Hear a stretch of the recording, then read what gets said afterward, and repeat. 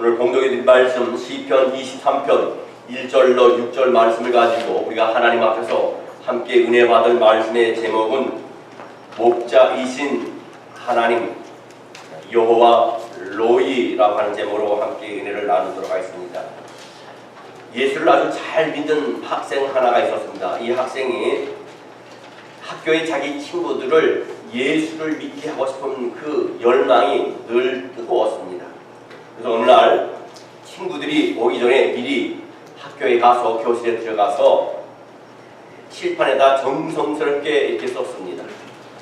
예수 그리스도가 해답이시다 라는 글을 썼습니다. 그리고 친구들이 그 글을 읽고 예수님에 관해서 관심을 갖기를 원하고 또 예수를 믿기를 소원하는 마음으로 조용히 의자에 앉아서 기도하고 있었습니다. 얼마 시간이 지난 후에 하나둘씩 친구들이 교실에 들어오기 시작합니다. 얼마 많은 학생들이 이제 자리에 앉아서 자기 나름대로 서로 지난 하루 동안 일들을 서로 얘기들을 하고 이런 얘기 저런 얘기를 합니다. 많은 학생들이 칠판에 써있는 예수가 해답이시다라는 말은 별로 신경들을 안 쓰는 그런 가운데 있었습니다. 그런데 한 학생이 뚫어지게 칠판에 적힌 그 글을 보고 갑자기 벌떡 일어나더니 그 칠판 앞으로 나갔습니다. 칠판 앞에 나가서 분필을 들고 그 밑에다 이렇게 썼습니다. 그가 해답이시라면 도대체 문제는 뭐야? 이렇게 썼습니다. 이러면 해답이 있으면 문제가 있고 문제가 있으면 해답이 있는 것입니다. 여러분 문제가 무엇입니까? 예수님이 해답이라고 했는데 그가 해답이라고 하면 도대체 문제는 무엇인가? 여러분 성경 시편 23편 오늘 우리가 함께 읽은 말씀은 너무나 잘하는 말씀이고 많은 분들이 좋아하는 말씀입니다. 요한복음 3장 16절 말씀 다음으로 이 말씀이 많이 긁혀지고 사랑을 받습니다. 요한복음 3장 16절 말씀에 보면 하나님이 세상을 이처럼 사랑하사 독생자를 주셨으니 이는 그를 믿는 자마다 멸망하지 않고 영생을 얻게 하려 하심이라. 여러분 우리가 누군가가 새로운 사업을 시작할 때에 우리는 그분들에게 액자를 선물할 때 이 시편 23편이 적힌 액자를 선물하기가 쉽습니다. 또 사랑하는 사람이 군대 갈 때도 이 말씀을 선물하기도 하고 자녀가 결혼할 때도 이 말씀을 액자로 사서 선물하기도 합니다. 또 병에 누워있는 사람이 환자가 있을 경우에는 그에 가서 이 시편 23편 1절로 6절 말씀을 읽어주기도 합니다. 근데 여러분은 시편 23편 1절 말씀의 첫 번째 시작이 뭡니까? 여호와는 나의 목자시니 내게 부족함이 없으리로다. 이 말씀을 좀 현대식으로 바꾸자면 하나님이 내 인생의 해답이시다라는 말씀이에요. 시편 23편의 나머지 구절들을 보게 되면요, 이 나머지 구절 전체는 과연 그 하나님이 어떻게 우리 인생의 문제들에 대해서 구체적인 해답이 되는가를 아주 친절하게 아주 자세히 설명하고 있습니다. 여호와는 나의 목자시라는 이 구절은 어떻게 보면 여러 단어같이 들리지만 히브리 성경에 읽으면 여호와 로이라는 두 단어로 이루어져 있습니다. 여호와를 야훼라고 우리가 표현합니다.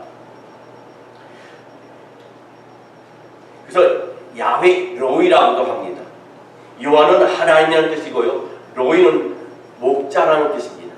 다시 이것을 합하면 여호와는 나의 목자가 된다는 말씀으로 의미를 담고 있습니다.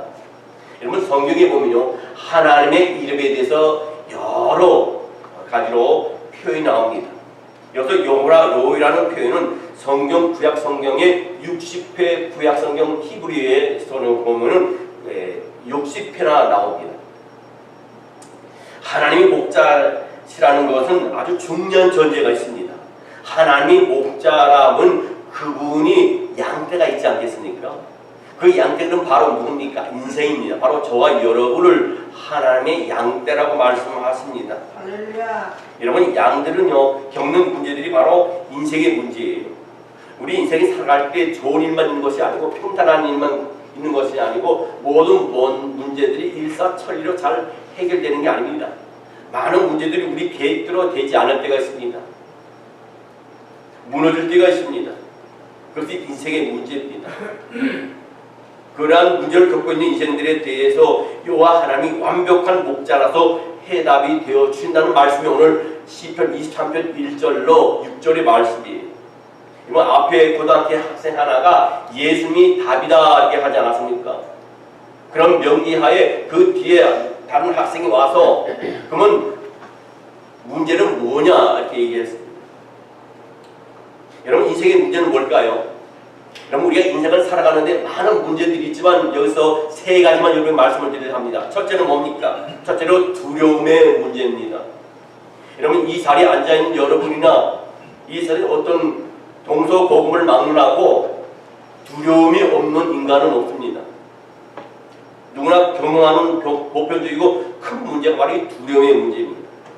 직장 다니는데 직장에서 해고를 당하지 않을까? 오늘 사업을 하는데 이 사업에 잘 될까? 손님들이 많이 올까? 자녀들이 제대로 자라줄까? 나의 미래는 어떻게 전개될까? 온갖 문제들에 대해서 겉으로는 표현을 하지 않지만 잠재된 두려움이 인간의 마음속에 항상 있습니다. 여러분 양은 아주 겁이 많은 동물입니다. 모든 동물이 주변의 자연 색깔과 같은 색깔 갖고 위협이 올 때 그 자연 옆에 나무든지 풀든지 그 풀 모습으로 변질해가지고 자기가 생명을 건집니다. 자기 자신을 숨기고 자기 자신을 보호합니다. 혹은 신체 한 부분을 가지고 무기를 사용합니다. 개는 이를 사용합니다. 고양이는 발톱을 사용합니다. 말이나 소는 뒷발로 차합니다. 그것이 자기를 보호하는 무기입니다. 근데 이 상황에서 이 양은 자기를 보호할 만한 무기가 하나도 없습니다. 근데 성경은 뭡니까? 우리를 양과 같다 말씀하셨어요. 인생의 길에 이런 두려움이 존재하는 이유가 뭡니까? 그는 시편의 말씀처럼 사망의 음침한 골짜기를 지나가야 하는 것이 우리 인생의 길이라는 겁니다. 원문에 보면 사망의 음침한 골짜기라는 말은 깊은 어둠의 골짜기라는 뜻을 갖고 있습니다. 이 말씀이 처음 기록될 당시의 이스라엘 땅은 살펴보면 가장 높은 지역이 예루살렘입니다. 그리고 가장 낮은 지역이 도시가 어디냐면 사해바다 쪽입니다.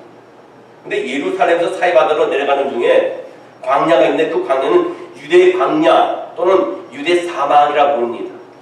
거기는 아주 가파른 계곡들이 참 많습니다. 그뿐만이 아니라 아주 양쪽에 협곡이 높아서 450m나 되는 협곡들이 있습니다. 그뿐만 아니라 비가 많이 맞고 물이 얼마나 많이 차는지 많이 찰 경우는 4m에서 5m까지 물이 찹니다. 그래서 이 양들이 거기서 귀가하기가 참 쉽지 않고 지나가기가 쉽지 않습니다. 혹 물에 빠질 수도 있습니다. 그것이 바로 인생의 우리들의 그림자와 똑같다는 사실이에요. 우리 인생이 바로 숱한 죽음의 공포들 혹은 죽음의 그림자에 대한 두려움을 안고 인생의 골짜기를 우리는 늘 걸어가고 있어요. 여러분 현대에 와서 발달된 산업 가운데 가장 큰 산업이 뭔지 압니까? 바로 보험업입니다. 사람이 마음속에 잠재된 두려움을 이용해갖고 발달된 산업이 바로 이 보험 산업입니다. 많은 사람들이 건강을 잃어버릴까 건강보험을 듭니다. 자동차를 타고 가다가 사고 날까봐 자동차 보험을 듭니다. 혹시 사는 집이 화재가 날까봐 사업자가 화재가 날까봐 화재 보험을 듭니다. 또 도난 보험을 듭니다. 그리고 그뿐만 아니라 항공보험, 선박보험, 보험보험 종류가 얼마나 많은지 모릅니다. 근데 오늘 본문 4절 말씀 보니까요. 시편 23편 4절 말씀 보니까 내가 사망의 음침한 골짜기로 다닐지라도 해를 두려워하지 않을 것은 주께서 나와 함께 하심이라 주의 지팡이와 막대기가 나를 안위하시나이다. 아멘. 인생에 많은 해가 있지만 그 해를 두려워하지 않는 것은 목자 대신 여호와 로이가 우리와 함께하셔서 우리를 동행하신다는 사실입니다. 할렐루야. 계속되는 말씀에서 뭡니까? 주의 지팡이와 막대기가 나를 안위하시나이다. 아멘. 여러분 지팡이와 막대기는요 그 역할이 좀 다릅니다. 지팡이는 양들이 수렁에 빠졌거나 낭떠러지 떨어지는 위기에 있을 때에 그 지팡이 모양새는 어떠합니까? 모양은 길고 위가 휘었습니다. 그래서 그 흰 부분 이 지팡이 가지고 양을 벗어 목을 탁 낚아채 갖고 건집니다. 수렁에서 건집니다. 그리고 막대기는 옛날 유대 땅에는 들개들이 많았어요. 이 들개들이 나타나갖고 양을 해치거나 양을 잡아가려고 그러면요, 이 목자는 그 막대기 가지고 그 들개들을 쫓습니다. 그래서 주의 지팡이와 막대기가 있기 때문에 두려워하지 않습니다. 모든 것을 다 아시고 모든 것에 능하시고 모든 것에 전지전능하신 하나님께서 우리를 인도해 주시기 때문에 여호와로 우리의 목자방이 되기 때문에 우리는 두렵지 않은 줄 믿습니다. 두 번째로 양은 더럽혀지기가 쉽습니다. 여러분, 인생에 있어서 더러운 문제라는 것은 뭡니까? 인간에게 윤리적인 문제, 도덕적인 문제가 인간을 더럽힙니다. 양은 피상적으로 보면 아주 깨끗한 동물처럼 보입니다. 그러나 실제로 양을 가까이서 보면 양은 쉽게 더럽혀져요. 그리고 어떤 양들은 지독한 냄새가 납니다. 양은 털을 깎아줘야 됩니다. 양을 털을 오래도 깎지 않으면 그 털이 그 몸에서 얽히고 설켜해가지고 결국 그 안에 몸 안에 각종 벌레들이 기생충들이 기화하는 장소로 될 수밖에 없습니다. 그래서 1년에 몇 차례씩 이 목자는 그 양을 털을 깎습니다. 여러분, 성경은 이렇게 말합니다. 우리는 다 양과 같다 말이에요. 사람은 자기가 나온 다 몸에 냄새가 있어요. 냄새가 없는 거 없습니다. 특히 뭐 한국 사람은 마늘 냄새가 난다, 김치 냄새가 나지만 미국 사람들은 치즈 냄새가 나요. 한국 사람들은 특이한 냄새가 있습니다. 미국 사람은 특이한 냄새가 있어요. 특히 이 미국 사람들은 털이 많기 때문에 조금만 땀이 나고 빨리 씻지 않으면 아주 고약한 냄새가 납니다. 우리 한국 사람들은 마늘 한번 먹고 나면요, 김치 먹고 나면 그게 이를 닦아도 가글가글 해도 그 냄새가 나요. 근데 입에서 나는 냄새, 몸에서 나는 냄새, 특히 한국 사람들은 사람마다 모든 사람이 특이한 냄새가 있어요. 저는 그걸 몰랐습니다. 근데 제 동생이 33살에 하나님의 부르심을 받고 서천했을 때 제 동생의 입었던 모든 옷들과 물건들을 정리하는 과정에서 옷장을 열었는데 그 옷장에서 제 동생이 입었던 옷에서 냄새가 확 나는데 제 동생의 육체에서 나는 그 냄새가 그 옷에 배어가고 확 냄새가 들어오는 거예요. 그 순간에 더 그리워지면서 눈물이 왈칵 쏟아졌습니다. 사람마다 다 냄새가 있습니다.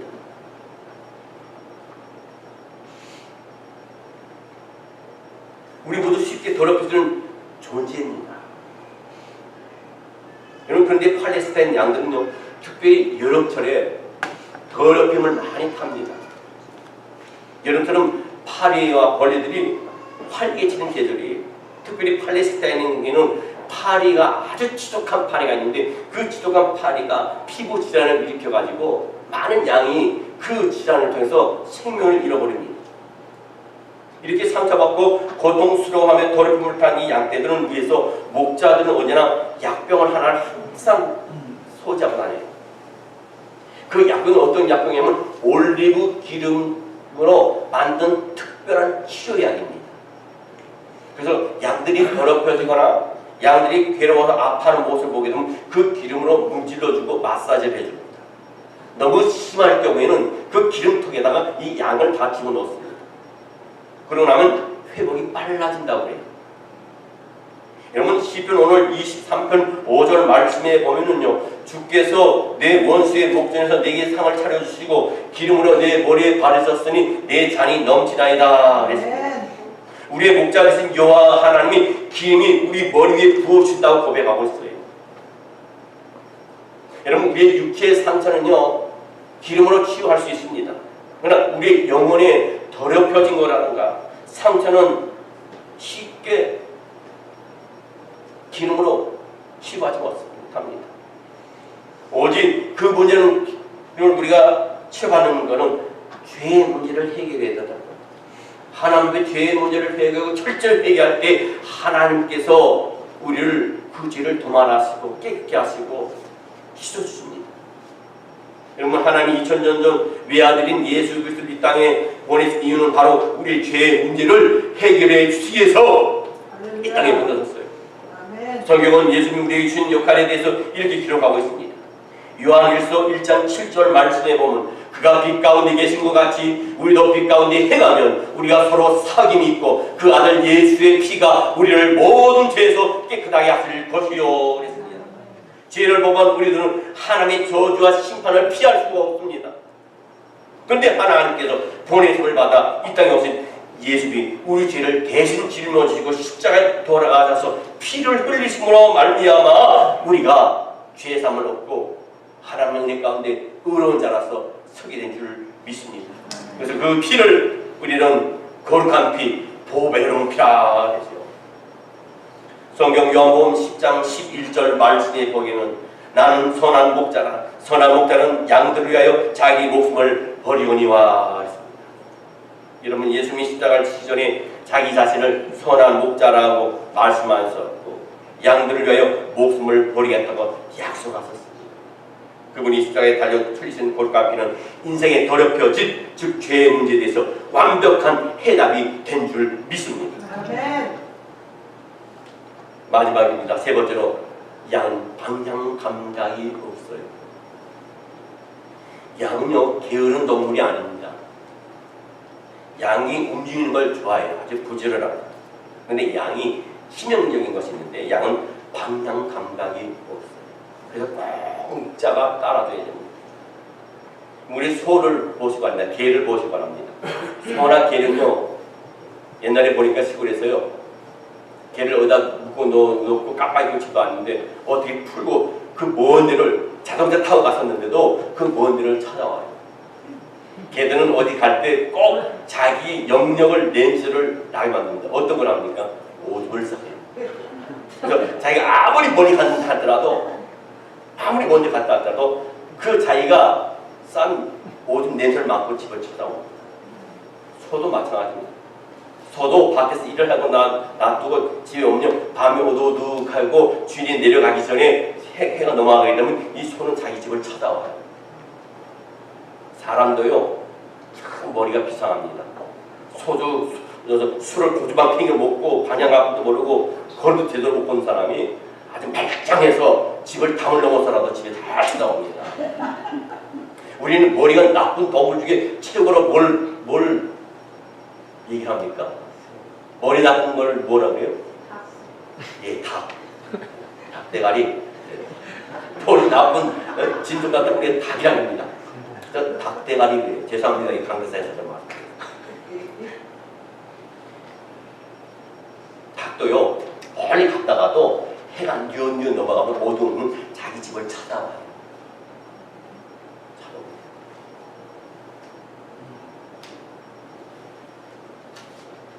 근데 성경은 우리를 가지고 뭐라 합니까? 양과 같다. 현대는 얼마나 정보가 빠릅니까? 지식을 가지고 문화를 탁달시켰습니다. 우리 한국 사람들은 특별히 보통 빨리를 좋아합니다. 빨리를 좋아하는 민족이에요. 무조건 빨리 먹고 빨리 가야 됩니다. 그래서 오죽했으면 한국에 세계도 없던 총알이 시작했습니다.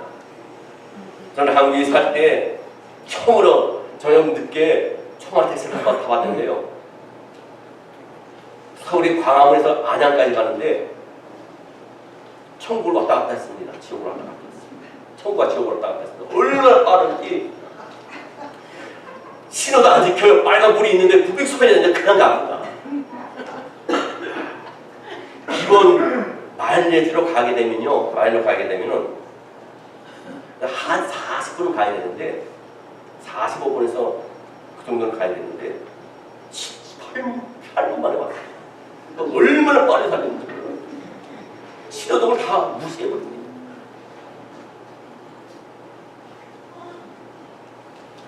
그래서 미국 사람들도 우리 한국 사람들 말 중에 제일 빨리 알아듣고 제일 빨리 배우는 것이 빨리빨리라는 거예요.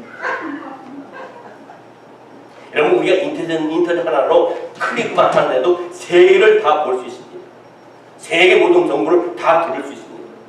그러나 그런데 너는 아직도 인생의 방향에 관해서 방향을 잃어버린 사람이 많습니다. 여러분 어디로 가고 있습니까? 예수 믿는다 해서 방향을 다 잡은 게 아닙니다. 내 인생은 지금 어디로 가고 있는 것일까? 그 방향을 뚜렷이 우리가 알아야 된다는 사실입니다. 아멘. 주여 주여 하는 자마다 다 천국에 들어갈 것이 아니라 하늘에 계신 내 아버지의 뜻대로 행하는 자가 들어가리라. 아멘. 이런 예화가 있어요. 어떤 한국 회사원이 뉴욕에 출장을 왔습니다. 공항에 내리자마자 택시를 탔어요. 한국 사람이니까 당연히 한국에서처럼 택시를 타자마자 영어로 그 택시 기사한테 얘기합니다. 빨리 가십시다. 한참 가고 있는데 자기가 가는 목적지하고 영 아닌 것 같아요. 그래서 마음을 천천히 가라앉고 기사님 지금 어디로 가고 계십니까? 기사가 정중히 대답합니다. 손님은 저에게 빨리 가자고 했지 어디로 가자고 얘기는 안 했습니다. 우리 인생은 어디로 가고 있습니까? 여러분이 지금 가고 있는 게 바로 가고 있는 거예요. 여러분이 가고 있는 게 바로 가고 있는 것은 예수를 믿습니까? 아니라 예수를 바로 믿습니까? 아멘. 똑바로 믿습니까? 아멘. 말씀을 순종하냐는 거예요. 아멘. 이 말씀은 나한테 가니까 나고 이 말씀은 나한테 보고 오니까 나고 그게 아니잖아. 하나님의 모든 말씀은 예가 되면 아니면은 없다고 말씀하셨어요. 우리는 다 양 같아서 각기 자기 길로 가오는 거거든요. 이런 방황은 우리들에게 해답을 옵니까? 바로 목자이신 여호와로우니 하나님의 수준이십니다. 목자가 옆에 있으면 그 양에게 방향을 일러주고 또 가야 할 방향으로 인도해 주시기 때문에 좀 있습니다. 여러분 시편 23편 아주 적절한 주어가 있습니다. 그가라는 말입니다. 시편 23편 2절로 3절 말씀에 보게 됩니다. 그가 나를 푸른 풀밭에 누이시며 쉴 만한 물가로 인도하시는도다. 내 영혼을 소생시키시고 자기 이름을 위하여 의의 길로 인도하시는도다. 여기 그가 나옵니다. 그가라는 3인칭 대명사가 이 시편의 주요한 주어를 형성하고 있다는 거예요. 그가라는 표현이 나오는데 그 바로 목자 되신 여호와를 말합니다. 바로 여호와가 우리의 쉴만한 물가가 되는 우리의 인도자가 된다는 사실. 그 목자 되신 하나님이 저와 여러분을 푸른 풀밭과 잔잔한 물가로 인도하시고 때로 인생의 어두운 골짜기를 지날 때에 의의 길로 바른 길로 인도하시는 줄 믿습니다. 그리고 우리 인생이 끝나는 마지막 종점에 영원한 집에서 우리로 영원히 살게 해주신다고 하시면서 그 영원한 집이 바로 천국 우리에게 허락하신 줄 믿습니다. 여러분 성경 시편 23편 6절 말씀에 보면 내 평생의 선악과 인자하시니 정녕 나를 따르리니 내가 여호와의 집에 영원히 살리로다. 우리가 걸어가는 인생의 어떤 길도 우리를 영원한 천국으로 인도하지 못한다면 그 길은 결코 아닙니다. 바른 길이 아닙니다. 이제 말씀을 마치려 합니다. 미국에 어떤 한 소년이 실제로 있었습니다. 그때 그 소년이 암이 걸렸습니다. 그 어머니는 아들을 병상을 떠나지 않고 그 아들을 지키면서 간호하고 기도했습니다. 그리고 늘 그 아들에게 성경 시편 23편 1절로 6절 말씀을 늘 읽어줬습니다. 그런데 병세가 나아지지 않고 더 악화되기 시작한 어느 날 저녁 이 어머니는 다시 아들에게 시편 23편 1절을 읽으면서 설명해 줍니다. 여호와는 나의 목자시니 네게 부족함이 없으려다. 아들아, 이 시편이 이렇게 시작되지. 여호와는 하나님은 나의 목자시니 하나님은 엄마의 목자시고 또 너의 목자시오. 하나님이 너의 목자가 되셔서 인도해 주시면 사망의 골짜기로 너를 잘 통과할 수 있어. 사람은 결국 다 죽거든. 그런데 그 골짜기를 통과한 다음에 하나님이 준비하신 천국으로 가는 거야. 알겠니? 이 아들이 엄마 알고 있어요. 그래서 어머니는 아들에게 왼손을 내놓으라고 말합니다. 너희 왼손 좀 내놔라. 너희 5손가락에 있지. 예. 시편 23편 1절 처음 말이 여호와는 나의 목자시니 내가 부족함이 없으리로다 하지 않니? 여호와는 나의 목자시니 아니. 이것을 영어로 5단어야. The Lord is my shepherd. 이 단어를 손가락 하나하나씩 기억해야 돼. 그렇다면 네 번째 손가락이 뭐냐? my야. The Lord is my. 네 번째 손가락이 my라. 그래서 엄마는 준비해뒀던 반지 하나를 그 아들 손가락에 끼워줬습니다. 다시 한번 얘기합니다. 하나님은 엄마의 목자가 되지만 너의 목자가 된다. 네가 지금 이 병치를 하고 병마와 지금 싸우고 있는데 너무 고통스럽고 아프면 네 손가락으로 네 번째 손가락을 쥐고 있어요. 그래서 기도해요. 나의 목자 되신 주님이라고 기도해라. 그리고 시간이 얼마 흐른 후에 이 아이가 잠이 들었습니다. 엄마가 시간 후에 그 아이를 깨우는데 움직이지 않습니다. 귀를 재보니 숨소리 없습니다. 맥박을 재보니 맥박이 없습니다. 그때 놀라운 것은 그 아이가 오른쪽 두 손가락으로 네 번째 왼쪽 손가락을 붙들고 천국으로 갔다는 사실입니다. 그럼 뭡니까? 요한은 하나님 나의 목자가 되십니다.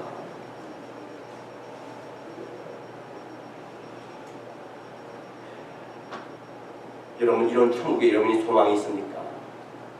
오늘 눈을 감으면 천국에 갈 수 있겠습니까? 방황하는 인생, 더럽혀진 인생, 두렵에 사로잡힌 인생을 위해서 십자가에 주신 부활하신 그 목자이신 예수 그리스도가 여러분의 목자가 되신 줄 믿습니다. 아멘. 여러분, 여러분의 삶 속에 이제 이 말씀을 우리가 삼가면서 평생을 이 말씀을 붙들고 요한은 나의 목자로 삼고 살아가는 저와 여러분 되시기를 주의 이름으로 축원합니다. 요한은 나의 목자시니 내게 부족함이 없으리로다. 그가 나를 푸른 초장에 누이시며 쉴만한 물가로 인도하신다. 내가 사망의 음침한 골짜기로 다닐지라도 해를 두려워하지 않을 것은 주께서 나와 함께 하십니다. 아멘. 주의 지팡이와 막대기가 나를 안위하시나이다. 주께서 내 원수의 목전에서 내게 상을 베푸시고 기름으로 내 머리에 받으셨으니 내 잔이 넘치나이다. 나의 평생의 선하심과 인자하심이 정녕 나를 따르니 내가 여호와의 집에 영원히 거하리로다. 아멘.